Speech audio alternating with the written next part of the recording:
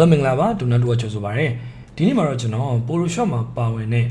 ရန်အသုံးဝင်ပြီးတော့လူသိနည်းနည်းလေးနဲတဲ့ warp technique 3မျိုးအကြောင်းကိုရှင်းပြပေးမှာဖြစ်ပါတယ်ဆိုတော့ဘယ်လောက်မိုက်လဲဆိုတော့ကျွန်တော်တို့လိုက်ပြီးတော့ကြည့်လိုက်ရအောင်ဗျအရင်ဦးဆုံးအနေနဲ့ကျွန်တော်ရှင်းပြမယ် technique 1ကတော့ perspective warp 2လို့ခေါ်ပါတယ်ဆိုတော့ perspective warp 2ကဘယ်လိုမျိုးအချိန်တွေမှာသုံးရလဲဆိုတော့အခုလိုမျိုးကျွန်တော်တို့ကပစ္စည်းတွေဘူးပေါ့နော်ဒီ packaging တစ်ခုကိုကျွန်တော်တို့ကဒီနေရာမှာချကြတယ်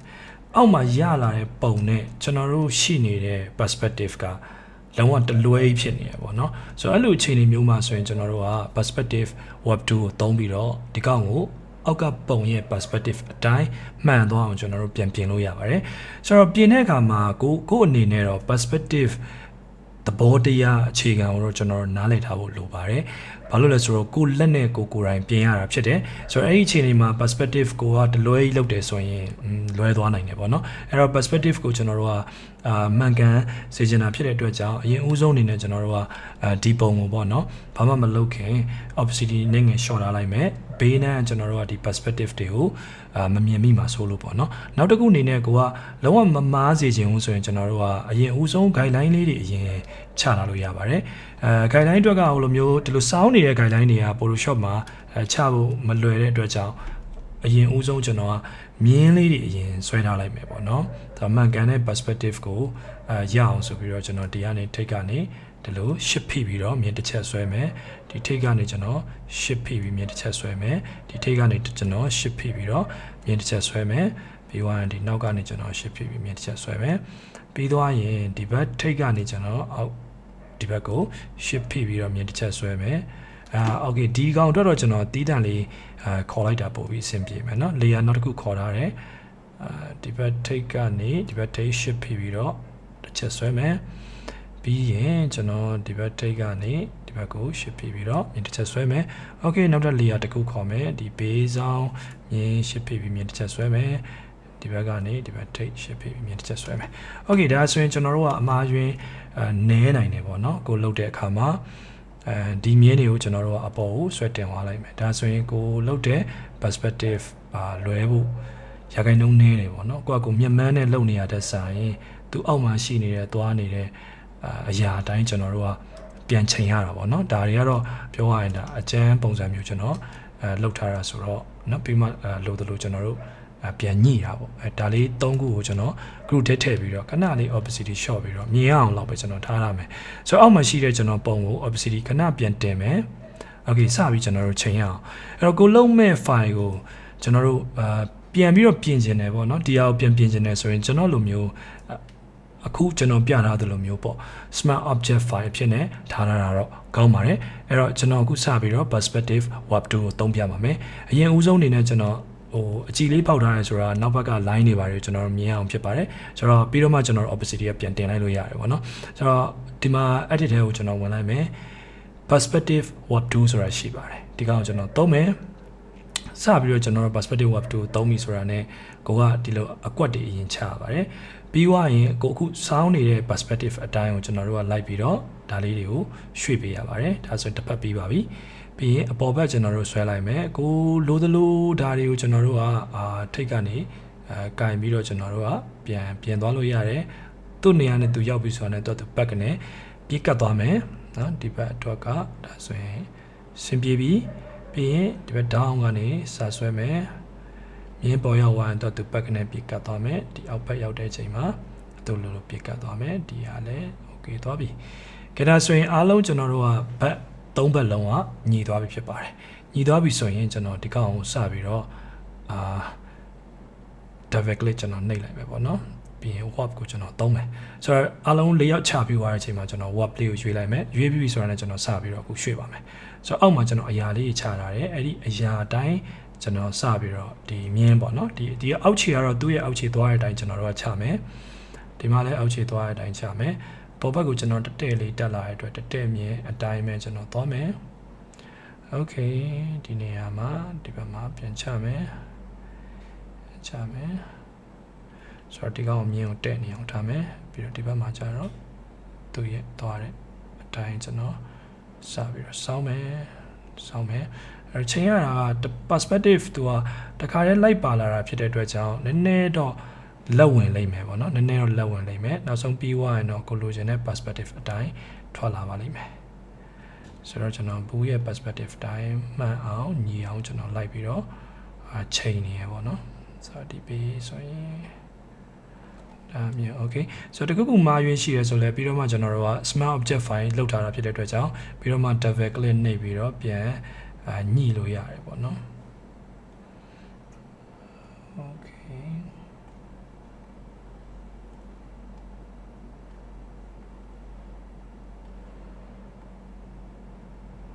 ရပြီကြဒါဆိုရင်ကျွန်တော်အောက်ဘက်ကသိမညှိသေးဘူးရပြီအောက်ကလိုက်ရင်အပေါ်လည်းနည်းနည်းလိုက်ပြီးတော့ပါပြီးတော့ဆောင်းသွားတတ်တယ် perspective ပါနေရဆိုတော့ okay ဒါဆိုရင်ဟုတ်ပါဆိုတော့ချိန်နေကောင်းပြီဆိုတော့မင်းကျင်းနေလိုက်မယ်ကျွန်တော် opacity ပြန်တင်လိုက်မယ်ဘေးမှာရှိတဲ့ guideline တွေကိုခဏလေးဖြုတ်ကြည့်မယ်ကျွန်တော်တို့နီးစက်ပေါ့နော်သူ့အောက်မှာရှိနေတဲ့နေရာအတိုင်းကျွန်တော်တို့ရဲ့ဘူးရဲ့အချိုးကပြောင်းလဲသွားပြီဖြစ်ပါတယ်ဆိုတော့ကိုပြန်ညှိခြင်းနဲ့ဘာညာဆိုရင်ဒီမှာရှိနေတဲ့ကျွန်တော်တို့ဒီ perspective web ကို double click ပြန်နှိပ်ပြီးတော့ကျွန်တော်တို့အချိန်မရွေးကျွန်တော်တို့လိုချင်တဲ့လိုအနေအမြင့်ဒါတွေအကုန်လုံးပြန်ပြင်လို့ရတယ်ပေါ့နော်အခုကတော့ကျွန်တော်ချိန်ထားတဲ့ perspective အတိုင်းတော့ကွက်တိနီးပါးလောက်တော့ရှိတယ်ဒါပေမဲ့နည်းနည်းလေးလွဲတာချော်တာရှိတယ်ဆိုရင်ဒါလေးတွေပြန်ကင်ပြီးတော့ဒီ perspective တွေနည်းနည်းညှိအောင်ကိုပြန်ညှိလို့ရတယ်ပေါ့နော်ဆိုတော့ဒါအရန်ကိုအသုံးဝင်တဲ့ဒုတစ်ခုဖြစ်တယ်အောက်ဘက်ကနည်းနည်းလွတ်တာတွေပဲရှိရဆိုရင်ကိုအသေးကြီးတွေပဲပြန်လှုပ်လို့ရတယ်အသေးကြီးလှုပ်တဲ့ control D transform နိုင်တဲ့အချိန်မှာတော့ပုံသူ့ရဲ့ငကူရုပ်ပြန်ဖြစ်သွားနိုင်ပေမဲ့ကိုပြန်လွတ်လိုက်ပြီးချလိုက်ပြီးဆိုရင်တော့ကိုချိန်ထားတဲ့ perspective အတိုင်းပြန်ရပါတယ်ဆိုတော့နည်းငယ်လွှဲချော်လေးရှိရဲဆိုရင်ကျွန်တော်တို့ကဒီမှာကျွန်တော် smart object file ကိုပြောင်းထားတာဖြစ်တဲ့အတွက်ကြောင့်သူက smart filter ဖြစ်နေကိုယ့်ရဲ့ perspective web ကဝင်နေလိမ့်မယ်ဆိုတော့ double click နှိပ်ပြီးတော့ကိုပြန်ပြီးတော့ချိန်မရွေးပြန်ညှိလို့ရပါတယ်ဆိုတော့ရမ်းမိုက်တယ်ကျွန်တော်တို့တော့အရန်အသုံးဝင်တဲ့တူတစ်ခုဖြစ်တယ်ပေါ့နော်မဟုတ်ရင်ကျွန်တော်တို့ကတစ်ဖက်စီကိုပြန်ပြီးတော့ like ကတ်နေရမယ်ဆိုရင်ဒီချားထဲမှာရှိတဲ့ shadow တို့ဘာတို့ကပျောက်သွားပြီးတော့အစင်မပြေတာတွေဖြစ်နိုင်တယ်ပေါ့နော်ဆိုတော့အခုကတော်တော်ကြီးနော်သူ့ရဲ့သွားလာနေတဲ့ perspective တိုင်းတော်တော်ကြီးနီးစပ်တူသွားပြီဖြစ်ပါတယ်ဒါဆိုရင် before after လေးကျွန်တော်တို့ရှင်းကြည့်အောင်ဒါကကျွန်တော်တို့က perspective web နဲ့ဒီ direction ကိုမရွှေ့ခင်ဖြစ်ပါတယ်ဒါကတော့ကျွန်တော်တို့ကရွှေ့ပြီးပုံတစ်ပုံဖြစ်ပါတယ်အဲ့တော့ကိုယ်ပုံကနည်းနည်းလေးပုသွားတယ်လို့ခံစားရတယ်ကျွန်တော်တော့အဲ့တော့ဒီအပေါ်ကတစ်ခုလုံးပေါ့နော်နည်းငယ်ကျွန်တော်ရွှေ့ပေးမယ်ပေါ့နော်နည်းနည်းမြင့်ပေးမယ်ပေါ့ဒီအောင်ဆိုတော့မြင့်ရင်တော့သူ perspective အတိုင်းကျွန်တော်တို့ကလိုက်ပြီးတော့မြင့်ရမှာပေါ့နော်ဒါလေးတွေကတော့ကိုလိုသလိုပြန်ပြီးတော့ထိန်းညှိလို့ရတယ်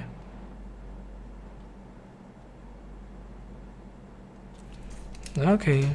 ဒါဆိုရင်တော့နောက်ဘက်ဆိုတော်တော်လေးစင်ပြေသွားပြီဖြစ်ပါတယ်နောက်တစ်ခုအနေနဲ့ကတော့ web 2ဖြစ်ပါတယ်ဆိုတော့ဒီ web 2ကတော့ control D transform နဲ့မှာပါတယ်အခုလောလောဆယ်ကျွန်တော်ဒီမှာ layer လေးကျွန်တော်ခွဲထားတယ် band ရှိရယ် shadow ရှိရယ် background ရှိရယ် okay ဆိုတော့ဒီ band လေးကိုကျွန်တော်တို့လိုချင်တဲ့ပုံစံရအောင်ပုံပြန်သွင်းခြင်းတယ်ကျွန်တော်ဒီ band ကိုအဝိုင်းမဟုတ်ဘဲနဲ့4000တန်ဖြစ်အောင်ကျွန်တော်တို့ပုံပြန်သွင်းခြင်းတယ် okay ဒါဆိုရင်ကျွန်တော်လောလောဆယ်အောက်မှာ4000 shape တခုကျွန်တော်ယူလိုက်မယ် shape layer နဲ့ဒါကတော့ဟိုအရာမခံထားလိုက်ရတယ်ကိုယ့်ကိုတန်းသွင်းလို့လည်းရတယ်အရာခံထားရင်တော့ဒီ shape ထဲမှာဝင်အောင်ကိုကဟိုစိတ်ကြိုက်ပြန်ပြီးတော့သွားလို့ရတာပေါ့နော်ဆိုတော့ကျွန်တော် shape layer ယူထားတယ်fill တခုထည့်လိုက်မယ် stroke ဖြုတ်ထားမယ်ကျွန်တော်ဒီမှာ rectangle ပေါ့နော်ဆိုတော့ U shortcut ကဒီ2ယူတယ်ပြီး shape ကျွန်တော် mode ကိုရွေးထားမယ် fill မှာအယောင်ထည့်ထားတယ် stroke မှာနန်းထားရမယ်ပြီးတော့ corner ကိုကျွန်တော်များများလေးလုံးထားလိုက်မယ်50 pixel လောက်အရင်ဆွဲကြည့်မယ်เนาะနည်းနည်းသေးတယ်300လောက်ကျွန်တော် pixel ပေးလိုက်မယ်ဆိုတော့ခဏပြန်ကြည့်မယ်ဘယ်လိုတော့မှ okay ဒီလောက်ဆိုတော့မစိုးဘူးကျွန်တော်ဒီပုံစံတစ်ခုအောက်မှာကျွန်တော်ချထားပါတယ်ဆိုတော့ဒါကတော့အရင်ဆုံးယာရတာကျွန်တော်ဖြစ်ချင်တဲ့ bandi ရဲ့ shape ပေါ့နော်ဒါပုံမှန်တမယိုးကြတော့မဟုတ်ဘူး maybe creative design တွေပါကျွန်တော်လုပ်ချင်တဲ့အခါမှာကျွန်တော်တို့လိုချင်တဲ့ subject ကိုလုံးဝအဝိုင်းကျွန်တော်တို့မြင်နေကြ bandi ဟုတ်တယ်ဒါပေမဲ့4000မူသွင်းချင်တယ်ဒါလိုလုပ်ချင်တယ် Okay ကြည့်အောင်အရင်ဦးဆုံးအနေနဲ့ကျွန်တော်တို့ကဒီ band ရဲ့အညာတန်လေးရှိတယ်ဆိုတော့ကျွန်တော်တို့ warp လုပ်လိုက်တဲ့အချိန်မှာဒီအညာတန်ပုံစံတွေပြတ်သွားနိုင်ပါတယ်အဲ့အတွက်ကြောင့်ကျွန်တော်ဘာလုပ်မလဲဆိုတော့ဒီအညာတန်ကိုတီးတန့်ကျွန်တော်အရင်ဦးဆုံးအနေနဲ့ band 2နဲ့ကျွန်တော်ဖြတ်ထုတ်ထားလိုက်မယ်ပြီးမှအဲ့နေရာမှာကျွန်တော်အစားပြန်ထည့်မယ်ပေါ့နော်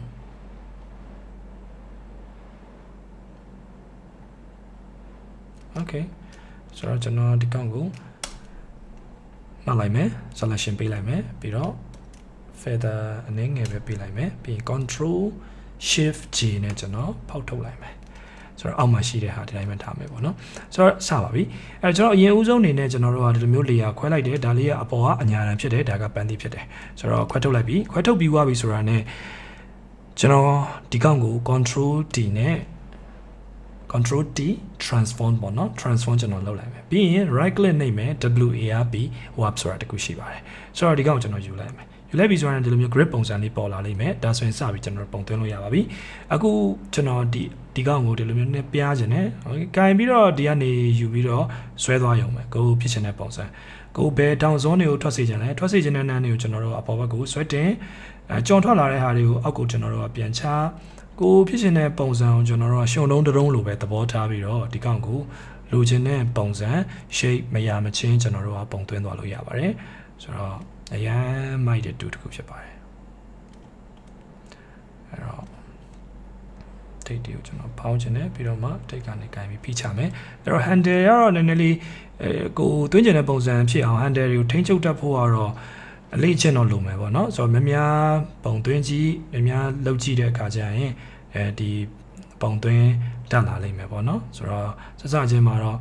ပုံစံကဝင်ခြင်းမှဝင်နိုင်မယ်ကိုလှုပ်ချင်တဲ့ပုံစံအတိုင်းပေါ့ဆိုတော့ကျွန်တော်တို့ဒီ shape တွင်းမှာမရရအောင်အတွင်းကိုထိုးထည့်နေစရာမလိုဘူးကိုအောက်မှာ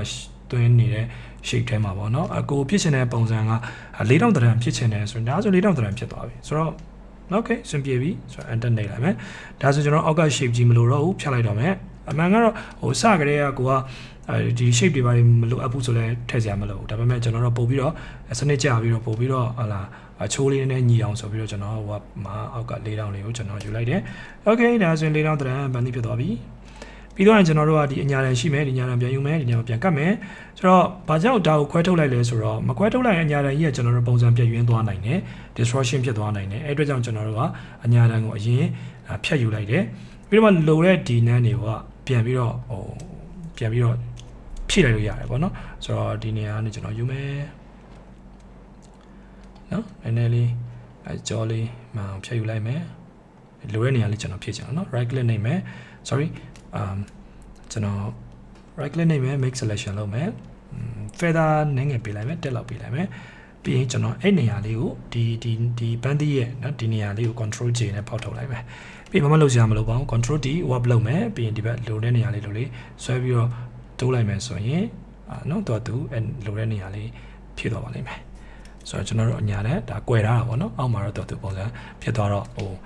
မြင်တာပြောရ close step တွေပါနေလောက်စရာမလိုဘူး warp 2လေးကိုယူပြီးတော့ဘေးဘက်လေးအနည်းငယ်ရွှေ့ပေးလိုက်တယ်ဒါဆိုရင် done ပြီးသွားပြီဒါပဲကျွန်တော်တို့အချိန်တွေကအရင်တော့ပုံစံနဲ့အခုပုံစံအရင်တော့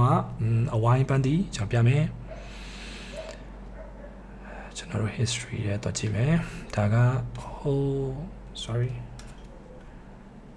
history box ကိုဆွဲထုတ်လိုက်မယ်ဒါလေးပိတ်ပလိုက်မယ်ဆိုတော့ဒါရင်တော့အဝိုင်းပန်းတီပါဒါအခုဖြစ်သွားတယ်4000ပုံတရံပန်းတီဖြစ်ပါတယ်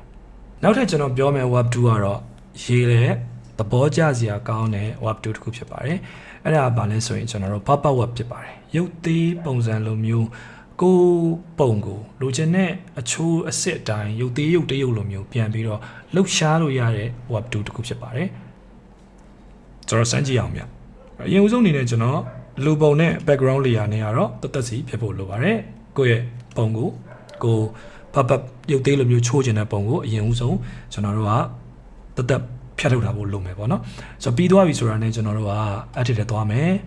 PUPPETWRP pop up warp 2ဆိုတဲ့ကောင်ကိုကျွန်တော်ရွေးလိုက်မယ်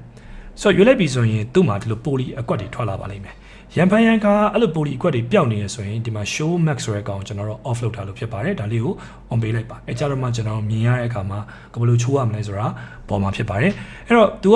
ကပပဝက်ပြည့်သဘောတရားကျွန်တော်တို့ကလူမှာဆိုရင်ကျွန်တော်တို့ join နေရှိပါတယ်အဲ့တော့ကိုဒီနေရာ join နေမှာကိုလှုပ်ရှားခြင်းတဲ့နေရာမလှုပ်ရှားခြင်းတဲ့နေရာဆိုပြီးတော့ကျွန်တော်တို့ကသတ်မှတ်ထားရပါတယ်ဆက်စချင်းမှာကျွန်တော်တို့ကဘာမှမနှိပ်သေးဘူးဆိုရင်ဒီလိုပုံစံပေါ်နေပြီးတော့စပြီးတော့ကျွန်တော်တို့ကဒီသူ့မှာကျွန်တော်တို့ပင်လေးရှိရပါတော့အဲ့ပင်လေးကျွန်တော်လိုက်ချရမယ်ဆိုတော့ဒီ join နေနှစ်ဖက်မှာကျွန်တော်ချလိုက်တယ်ခါမှာကျွန်တော်ချတယ်6လောက်ခြေစစ်မှာကျွန်တော်ချတယ်ဒီနေရာလေးမှာချတယ် okay let's say ကျွန်တော်ဒီနေရာလေးမှာချတယ်ခေါင်းတော့ကျွန်တော်မလုပ်တော့ဘူးဒါပေမဲ့ငြိမ်သွားအောင်ပေါ့နော်ဆိုတော့ဒီပင်လေးချလိုက်တဲ့နေရာလေးတွေကသူကငြိမ်သွားတယ်ပေါ့အဲ့တော့စပြီးကျွန်တော်တို့ကလှုပ်ရှားပြပါမယ်အခုကျွန်တော်တို့က6လောက်ကိုဆွဲမပြီးတော့အပေါ်ဘက်ကိုကျွန်တော်တင်ခြင်းတယ်ဒါဆိုရင်ကျွန်တော်ဒီနေရာကနေ clip ဖိပြီးတော့တမ်းပြီး clip ဖိဆွဲမလိုက်ရုံပဲ bomb ရမ်းမိုက်တယ်ပေါ့နော်ဆိုတော့ Photoshop မှာလှုပ်ရှားလို့ရတယ် okay ကျွန်တော်လေးလုပ်မယ်ပြီးတော့လက်ဒီကနေကြိုင်မယ် clip ဖိမယ်ကျွန်တော်ဆွဲယူပြီးတော့လုပ်လိုက်တယ်ဆိုတော့ damn အရင်မိုက်တယ်ဆိုတော့ထားပါတော့ကျွန်တော်လက်ကဒီလိုမျိုးနည်းနည်းဖြစ်သွားတယ်၄တောင်တိတ်မဆန်ဘူးဆိုရင်ဒီကနေ clip ဖိပြီးနည်းလေးနော်နည်းနည်းလေး၄တောင်ကြာအောင်ပြန်လုပ်ရမယ်ကိုကလုပ်တဲ့အပေါ်မှာတော့မူတည်တာပေါ့မဖြစ်နိုင်တဲ့ပုံစံကြီးကိုသွားပြီးတော့ဒါမျိုးကြီးသွားလို့ရင်တော့အကုန်လုံးကလိန်ထွက်သွားမယ်ကြည့်လို့မကောင်းတော့ဘူးအဆင်မပြေတော့ဘူးအဲ့တော့ကိုအချိုးအစ်စ်လေးတော့နည်းနည်းလေးမှန်အောင်လုပ်ဥပမာကျွန်တော်ဒီကနေအိတ်ကိုဆွဲယူပြီးတော့အောက်ဘက်ကိုနည်းနည်းချလာမယ်ဆိုရင်လက်ကဒီထဲမှာလိန်သွားတယ်မလိန်သွားစေချင်ဒီထဲမှာတစ်ချက်ကျွန်တော်တို့ကပင်တစ်ချက်ချလိုက်မယ်ပြီးတော့မှကျွန်တော်လက်ကိုနည်းငယ်ယူမယ်နော်ဒီပေါ်ထပ်သွားရဲဆိုရင်ထပ်သွားတဲ့နေရာမှာဒီနေရာကျွန်တော်မဖြတ်ထားလို့ဖြစ်မယ်အဲ့တော့မထပ်တော့ဘူးเนาะဒါပါတော့ဆိုတော့ဒီချက်တော့ကိုကျွန်တော်တို့ကရှေ့နောက်ပြန်သွားလို့ရမယ်လှုပ်ရှားလို့ရမယ်ပြီးတော့ဒီလက်မှာရှိနေတဲ့ဒီတစ်ခုချင်းစီအားစကျွန်တော်တို့ကပြင်လို့ရတယ်ဥပမာလက်ချောင်းလေးတွေကျွန်တော်စအကုန်လုံးကျွန်တော်တို့ပြန်ပြင်လို့ရတယ်အကယ်၍လှုပ်ရှားလာရဲဆိုရင်လှုပ်ရှားလာတဲ့ point တွေကိုကျွန်တော်တို့ကမလှုပ်ရှားစေခြင်းချလိုက်ပေါ့ဒီလိုဖမ်းလိုက်ပြီဆိုရင်သူကအဲ့နဲ့ထိုးလိုက်သလိုဖြစ်သွားပြီးတော့အဲ့နေရာတွေကမလှုပ်ရှားတော့လက်လေးတွေကျွန်တော်တို့ပူးလို့ရမယ်ကတ်လို့ရမယ်လက်မတွေကျွန်တော်တို့ပြန်ပြင်လို့ရမယ်လက်စစ်အောက်ကိုချလိုက်ခြင်းလဲဆိုရင်ဒါတွေပြန်ဖြတ်မယ်အဲ့တော့မားပြီးတော့ချမိရဲ့ပင်လေးတွေရှိရဆိုရင်အဲ့ပင်လေးကိုကျွန်တော်တို့က order ဖိပြီးတော့ပြန်ဖြတ်လို့ရပါတယ် order ဖိပြီးတော့ကျွန်တော်တို့ဖြတ်လိုက်မယ်ပြီးလက်ဘဝကိုကျွန်တော်အောင်နည်းနည်းစိုက်မယ်အကုန်လုပ်လို့ရတယ်ဆိုတော့အရင်မိုက်တဲ့ feature တစ်ခုဖြစ်ပါတယ် okay ဒါဆိုရင်ကျွန်တော်တို့ကဒါကျွန်တော်ပြင်လိုက်တဲ့ပုံဒါအရင်တော့ပုံ wow ဆိုတော့ဒါပြင်လိုက်တဲ့ပုံဒါအရင်တော့ပုံပြင်လိုက်တဲ့ပုံအရင်တော့ပုံ okay ဆိုတော့နောက်တစ်ခုကျွန်တော်နောက်ပုံလေးတစ်ပုံနဲ့ပြမယ်ဒါကတော့ဘေးလိုက်ပုံပေါ့နော်ဆိုတော့အတဲ့ပုံလေးတစ်ပုံနဲ့ကျွန်တော်တို့ကကြည့်အောင်ဆိုတော့အခုကောင်မလေးတယောက်လေထဲမှာခုံနေတဲ့ပုံလေးရှိတယ်ဆိုတော့ဒီမှာကျွန်တော်တို့ဒါဒဲပုံပေါ့နော်ဒဲပုံဆိုရင်ကျွန်တော်တို့ပို့ပြီးတော့ fun ဖြစ်တယ်လောက်ရတာအဲ့တော့ဒဲပုံကျွန်တော်ပုံဖြတ်ထားဖို့လိုတယ်နောက် background လေးတစ်ခုနဲ့နောက်မှာ solid တစ်ခုခံထားတယ်ဆိုတော့ဒီပုံလေးကိုစပြီးတော့ကျွန်တော် pop web သုံးပြမယ်အဲ့ဒီတက်ဝင်လိုက်မယ် pop web ထဲဝင်လိုက်ပြီးဆိုတော့ grid တွေပေါ်လာပြီဒါဆိုရင်ကျွန်တော်တို့ကဒီ mesh တွေပေါ်လာပြီဆိုရင်ကိုမလုတ်စေခြင်းနဲ့နံဥမာခါအောင်မလုတ်စေခြင်းဆိုတော့ခါနှစ်နေရာကိုကျွန်တော်လန်ထိမ့်ပလိုက်မယ်